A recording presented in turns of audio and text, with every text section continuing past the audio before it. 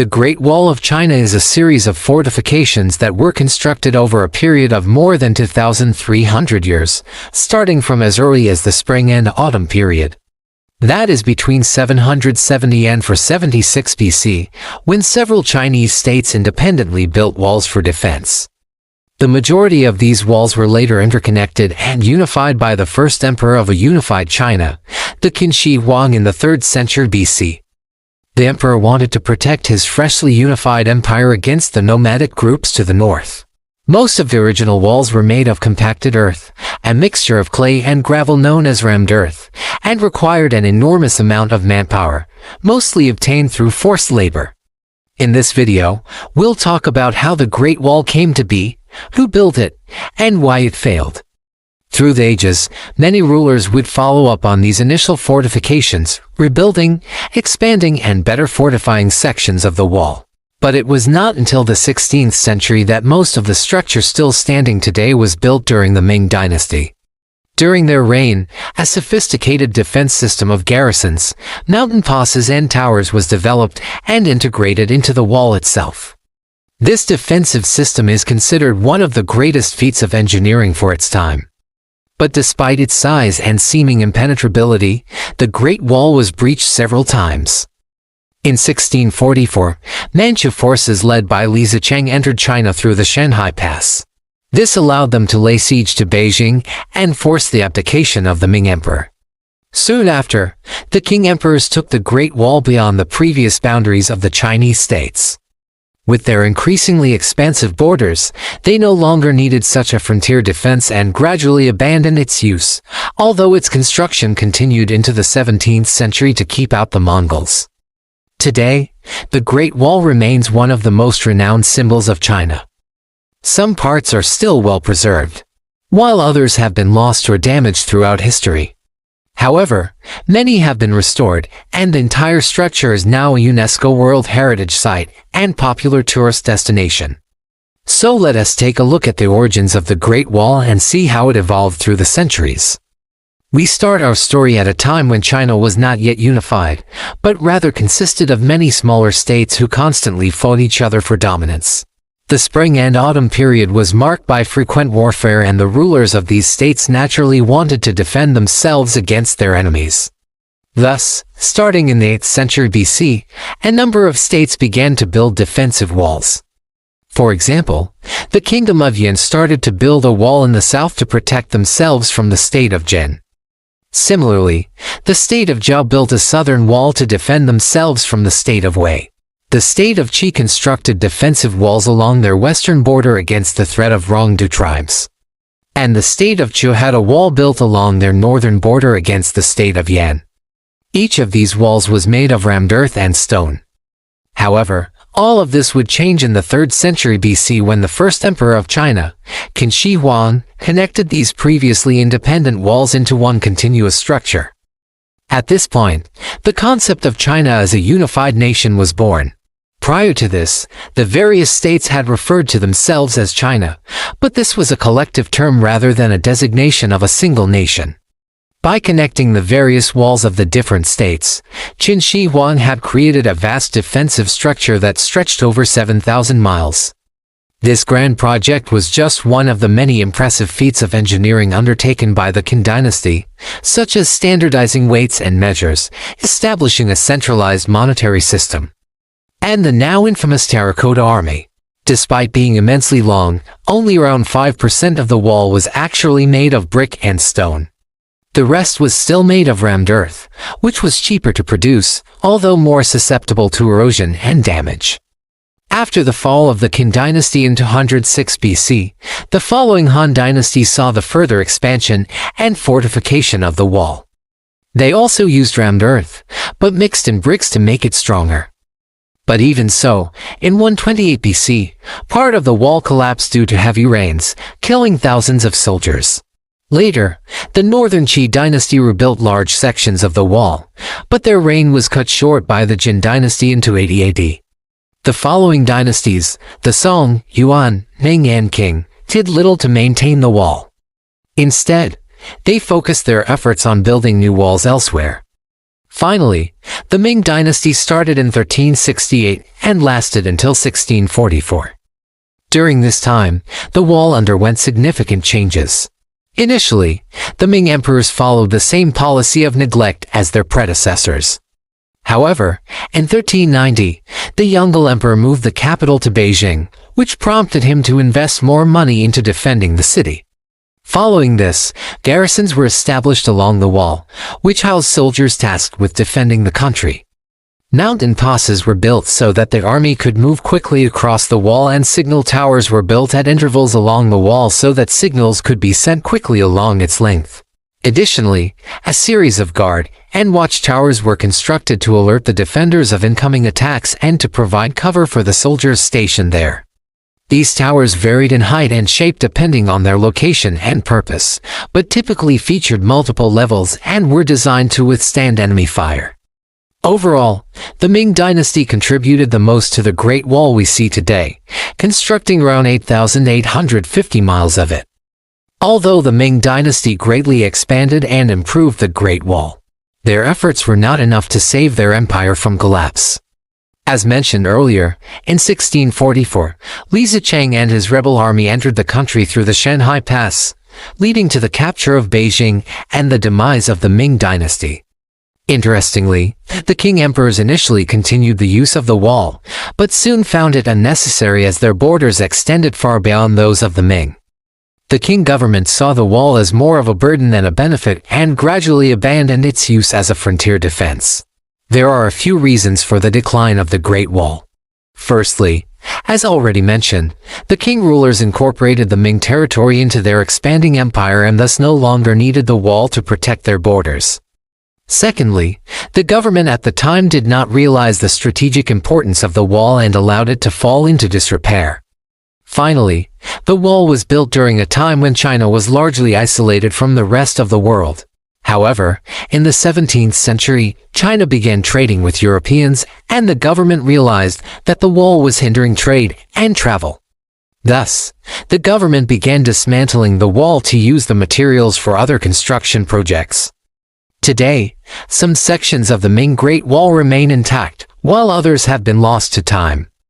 Many of the remaining sections are well preserved and open to the public as tourist attractions. The most famous section is probably the Badling section near Beijing, which was selected as the site for the first large-scale restoration project in the 1950s. Other well-known sections include the Mutianyu section, famous for its well-preserved watchtowers, and the Jinshanling section, known for its natural beauty and historical significance. If you want to know more about specific parts of the wall, like their architecture, construction techniques, or the battles that took place there, let me know in the comments below. Also, if you enjoyed this video, please leave a like as it really helps support the channel. Thanks for watching. There are many places to visit along the Great Wall of China, but which are the best? Let's find out. This video is made for those who are visiting China and want to see the Great Wall of China. If you are planning to come to China, click here to get a guide who can take you to the hidden spots of the Great Wall that you won't find on your own. So let's go. The first place to visit is Mutianyu. Most international travelers start their journey here. And out of all the places to visit the Great Wall near Beijing, this is definitely one of the best. Among all the places to visit the Great Wall near Beijing, Mutianyu is the most popular one among international travelers. It is approximately 45 miles away from downtown Beijing, and it is known for being one of the best restored sections of the Great Wall. Also, it is a very child-friendly section. You can even bring your dog here. There are a lot of dense watchtowers and fortresses along the way. This place is perfect if you want to combine great views with amazing historical architecture and you don't want to spend too much time on getting there. The Mutianyu section was built during the Ming Dynasty between 1368 and 1644. The Mutianyu section is famous for having the highest concentration of watchtowers along the whole Great Wall. Here you will find 36 watchtowers within only 10 miles. This place has been open to the public since 1980, and ever since it has been renovated so that you can walk along the wall without any dangers. To get up to the Great Wall, you can take a cable car. To get back down, you can take a toboggan ride, which is a lot of fun, especially for children. That is why Mutianyu is one of the best places to visit the Great Wall of China with kids. At the end of the day, most people go back to Beijing by taking a direct bus from the parking lot. You can also book a tour online to have everything organized for you. This is probably the best place to visit the Great Wall of China from Beijing. International travelers love this place, and it is considered one of the best places to visit because of how easy it is to get here. The amazing views, the architecture, the history, the watchtowers, and the fortresses. This is a perfect place for families and photographers. Next up is Jinshanling. While Mutianyu is the most popular among international travelers, Jinshanling is known as the most beautiful and most popular hiking section of the Great Wall. It is located around 96 miles from downtown Beijing. This section of the Great Wall was built during the Ming Dynasty and some of it is unrestored. So, you will get a chance to explore the Great Wall in its wildness. But some parts of it have been restored so it is safe to walk along. The Jinshanling section is definitely one of the best places to visit along the Great Wall because of the fabulous vistas. It is not as crowded as the other sections, and the watchtowers here have been preserved very well. In the past decade, Jinshanling has gained a lot of popularity among hikers, photographers, and those who are looking for adventure. Compared to the other sections, there are not as many tourists here and it's not as crowded. Even though it's less known than the other sections, it is still well preserved, and it is one of the best places to visit along the Great Wall. The third place to visit is Jiangkou. Out of all the places to visit along the Great Wall, Jiangkou is the wildest, the most challenging, and the steepest. But it is also the most original and most untouched. That is why it is one of the best places to visit if you are looking for an adventure. Some say that Jiangkou is a part of the Great Wall that still needs to be protected. It is located around 62 miles from Beijing. Since it is so wild, it is not really suitable for young children or elderly visitors. It is quite steep and dangerous. So if you are visiting the Great Wall with kids, this should not be the place you go to. However, it is a perfect place for adventurers and photographers. Along the way, you will see some houses and small shops where you can buy snacks and drinks. It is a truly unique experience to hike along the Jiangkou section. The fourth place to visit is Simitai. Of all the places to visit along the Great Wall of China, Simitai is the most unique. It combines characteristics of the different parts of the Great Wall. That is why it is one of the best places to visit if you want to see what the Great Wall looks like in its wildness and what it looks like after restoration. This place is known for being the only place where you can experience a night tour on the Great Wall. Just imagine staying on the Great Wall when the sun goes down. This is an unforgettable experience.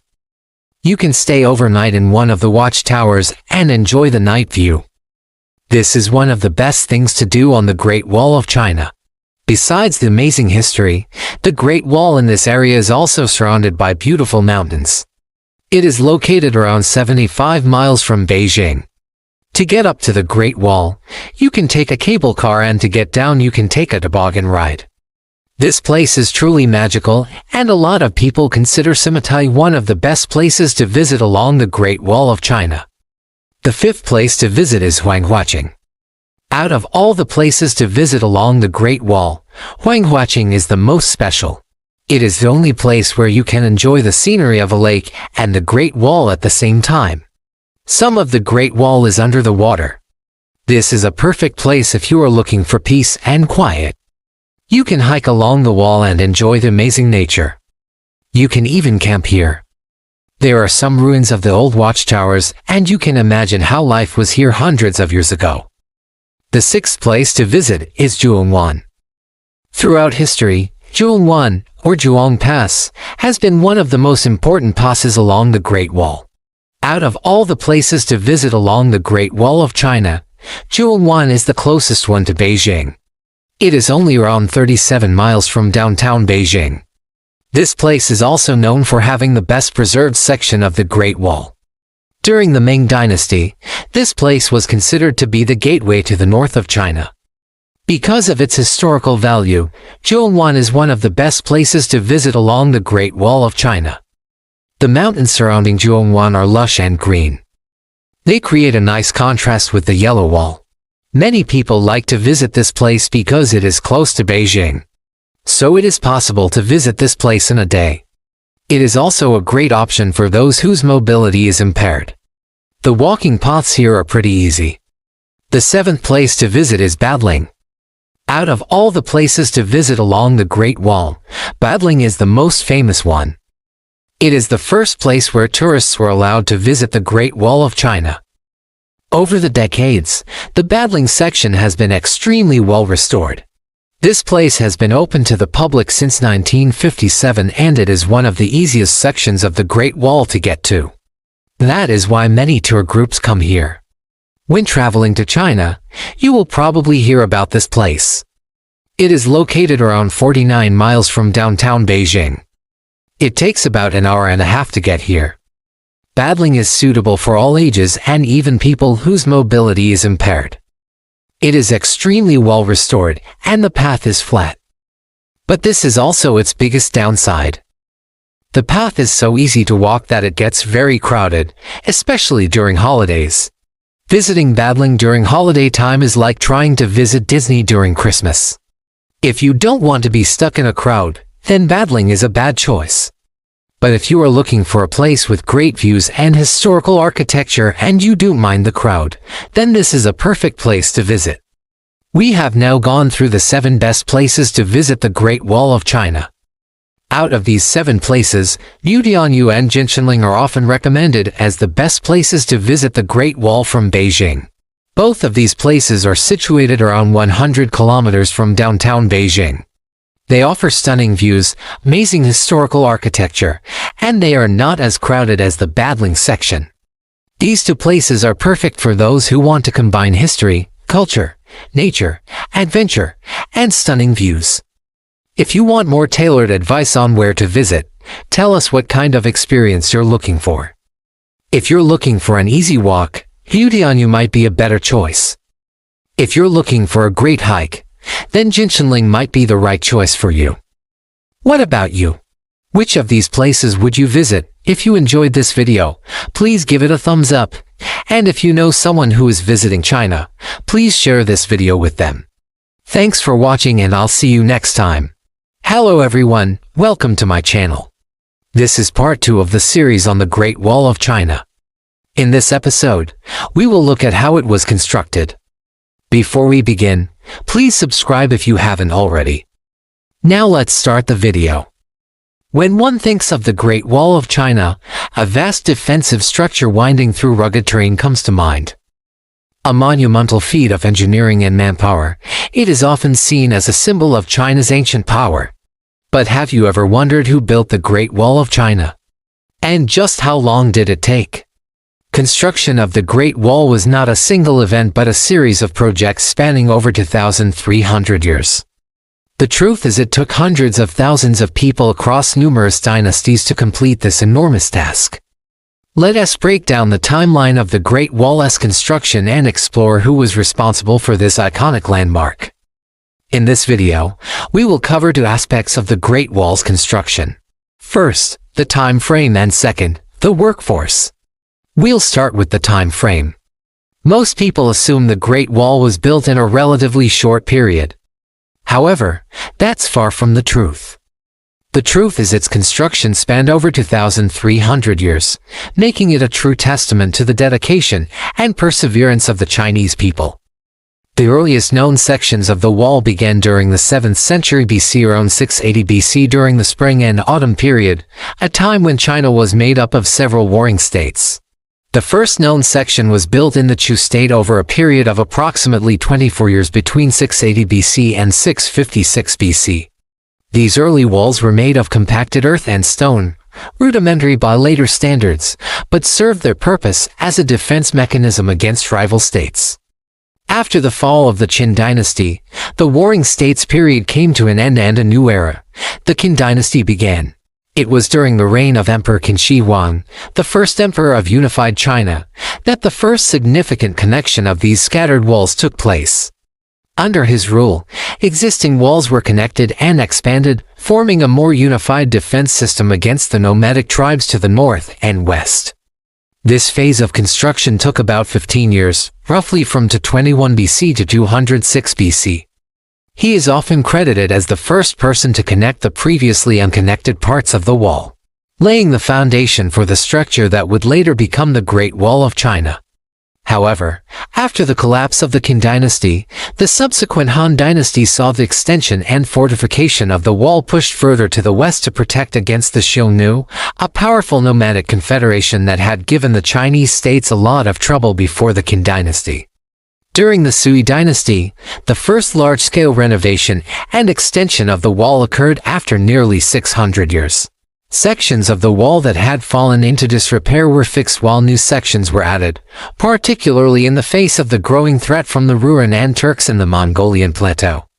The next major construction and renovation phase took place during the Ming Dynasty. This was between 1368 and 1644 AD, a period of about 276 years. By this time, China was once again facing threats from nomadic groups to the north, such as the Mongols. The Ming emperors saw the need to strengthen the wall to protect their vast empire. Consequently, they embarked on an extensive project to repair, renovate, and expand it. They built around 5,500 miles of the wall we know today. They also established a series of guards and watchtowers along the wall to enhance its defensive capabilities. The materials used were primarily brick and stone, making the structure more robust and long-lasting.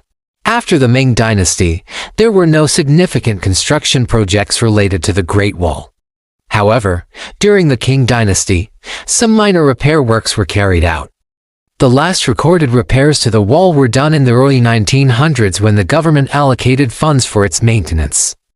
So the construction, renovation, and expansion of the wall were not continuous. Instead, they happened intermittently over a long period. It was a legacy of successive construction efforts across multiple dynasties, each adapting to the military and political needs of its time. It took hundreds of thousands to over 1 million laborers and soldiers to complete this enormous task. Now let's discuss the workforce behind this monumental achievement. It's hard to imagine the sheer number of people needed to construct something so vast. It's even harder to fathom the physical toll and sacrifices they endured. During its construction, different dynasties employed various strategies and tactics, but one constant was the massive labor force. During the Qin Dynasty, Emperor Qin Shi Huang mobilized hundreds of thousands of laborers and soldiers to work on the wall. These individuals were not professional soldiers, but ordinary citizens, including farmers, artisans, and merchants.